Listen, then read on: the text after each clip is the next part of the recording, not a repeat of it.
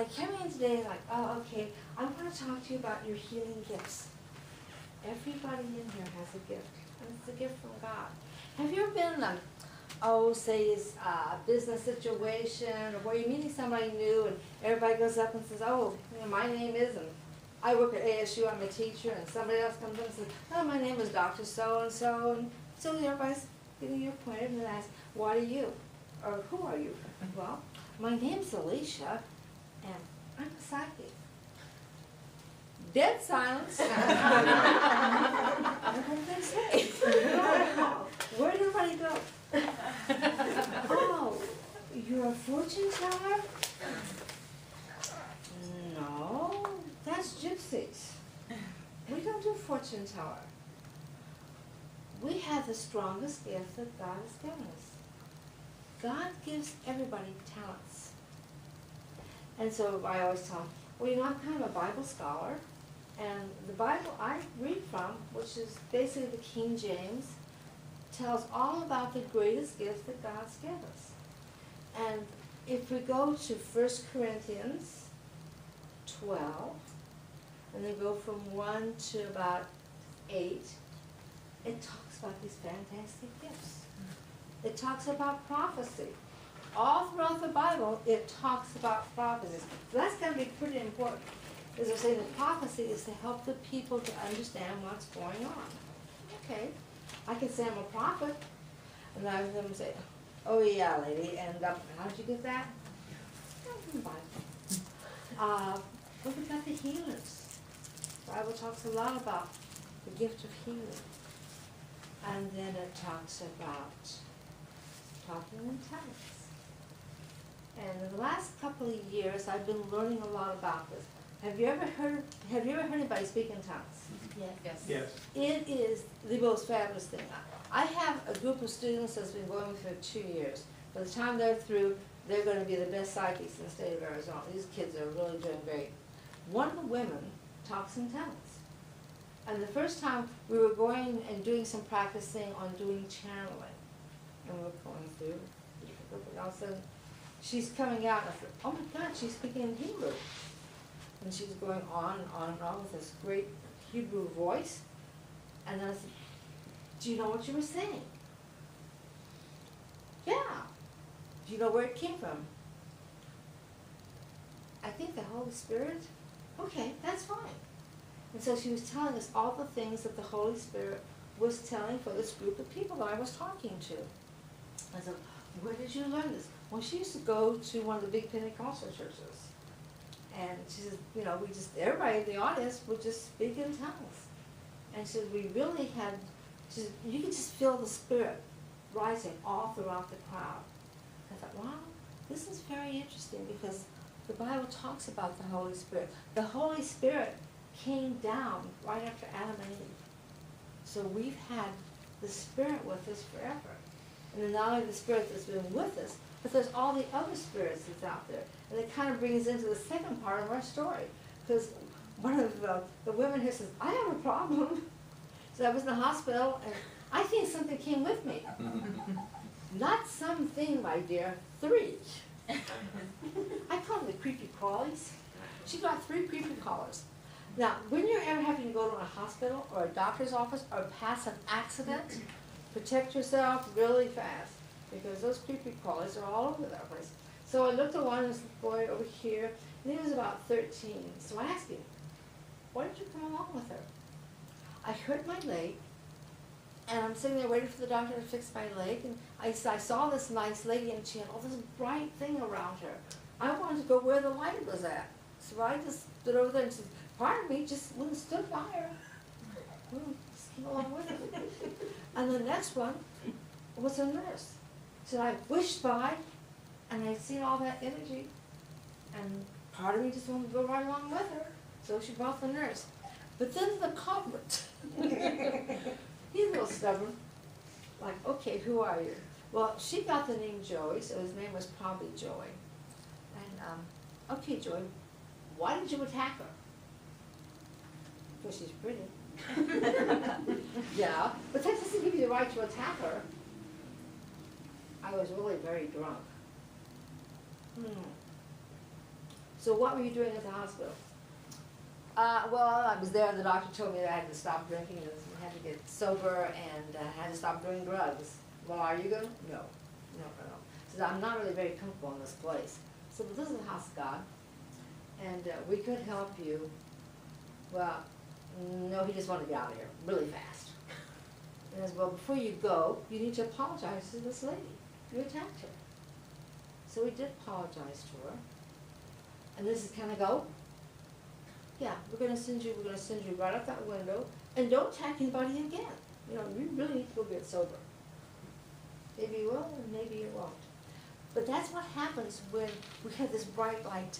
And if we look from where I'm standing, I see everybody's auras.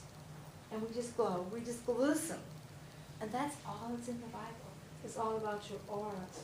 All the gift that just expands. We attract people. We also attract spirits. Now, I like it when we attract the good spirits.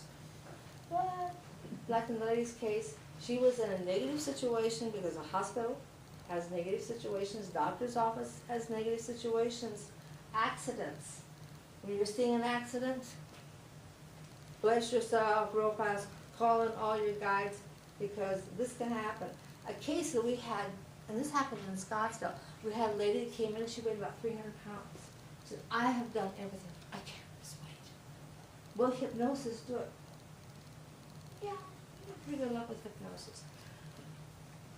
It's just, oh my God, I think we really need to take into an age regression with you, because something's just really not right. So we took her back to the day that she gained weight. Well, she was 33, and the day she gained weight, she was 16. And she says, my girlfriend and I it was after school, and we were just kind of walking down this country road, and oh my God, there's an accident. So we rushed over to it. Man was dead. We could tell. We were just kids, but he wasn't moving. We knew he was dead. And here comes the ambulances, and yeah, he was dead.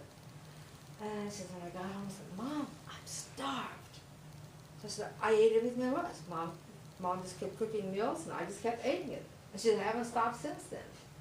So what we did is, okay, what happened at that accident? Well, the man was really big. I mean, the man was like 6 foot tall.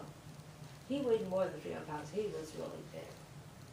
Well, when the man died, here comes these 2 girls, and the spirit thought, well, didn't know where to go, so it just jumped into one of the girls. And he was hungry, because he was on his way to a restaurant to eat when he got killed. So he just stayed there with this girl for these 15, 20 years. And he just kept gaining more weight because he was used to eating the size of a man. So when you're going past accidents and things like that, realize that those spirits are just floating around. And instantly they should go to heaven. But they don't always do it sometimes. But sometimes they're kind of lost, like, where should I go? There's a person. I'll just latch on to that person. So don't let entities latch on to you. Because basically, you'll have excess baggage. So we don't want excess baggage. So that was just kind of a little added thing we added to this thing today. Because the main thing I want to talk to you about, all your gifts. We all have one gift, and that's our psychic awareness. That's the gift of prophecy. Everybody in here knows how to prophesy. And then the second gift, we're healers. And I think that probably most of us, from the time we're children, could heal. By the time I was 4, I could look at somebody and say, oh, your head hurts. Here, let me touch, I'll make the head go away. My father, being a minister, could not understand how his kid could do all these things. So they started praying that the devil would leave him. I couldn't figure out if my hands made the headache go away, how the devil could be involved with it. So, guess what? It went away. Totally, completely. And when I was basically having owning my beauty salons, do somebody's hair, I forget about the hair. I start telling them what's going on in their life. And I thought, okay, well, I'm going to shift and do something else with my salon. I'm going to stop doing hair. I'm just going to manage. I had a whole chain of salons. I'd be sitting up at the desk and looking like, oh my God, this person's getting a divorce. She's gonna get pregnant. And all of a sudden, like, what is this? You just don't see people and see these things. Just thought about it, but okay, I'm gonna leave Phoenix. So I went home and told my husband, I said, we're getting a divorce. We're gonna sell the house. I'm gonna go to Michigan. Have you ever been to Michigan? No. I'm gonna go to Michigan. I think being in Arizona, because it's so easy to live here, it's hot and we don't have to worry. Michigan has cold and has snow and all those kinds of things, so I want a challenge in my life. I want to go live in the snow. Dumb me. So I went to Michigan. Did a little beauty work there in some salons. And then I said, okay, I'm going to go work in the art gallery because I really love art. So I'm sitting there and I'm selling this piece of art to this couple. And I'm like, oh my gosh, I'm seeing what the artist is seeing. I don't see the artist, but I see what he's seeing. I know I've lost it. Whatever this crazy thing is, I brought it with me. So, well, about time I come back to Phoenix and visit my family. There was a psychic here, his name was Hank Smythe. Hank is probably not even with us anymore because he was pretty old then. And this was in the 60s. So I went to see Hank.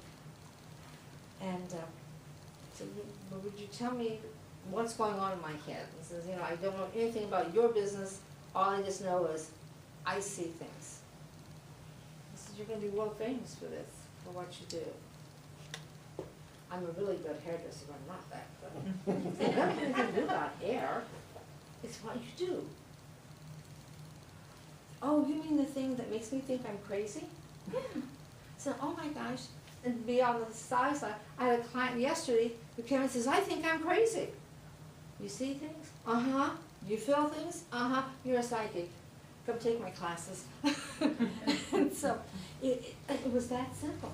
Once I realized it, then I said, okay. So I started reading everything I could get in contact with, because in those days, there just wasn't a psychic on every corner, and there was no schools that had anything to do with metaphysics. You could go to the Rosicrucians and get their books, and I read one of their books and said, well, I already know all this stuff, so I need something that I don't know. Couldn't find anything. So I stayed in Michigan and handled all that snow. Going up, they have a mountain, and I lived at the top of that mountain. Drove the car every day and slid the car back down every day.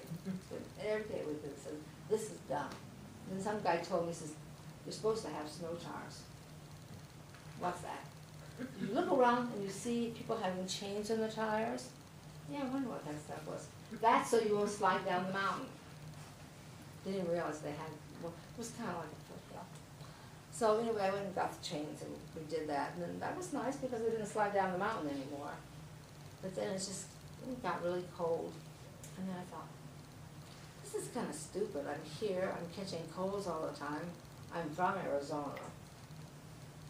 And I said, okay, I'm going to go back out west.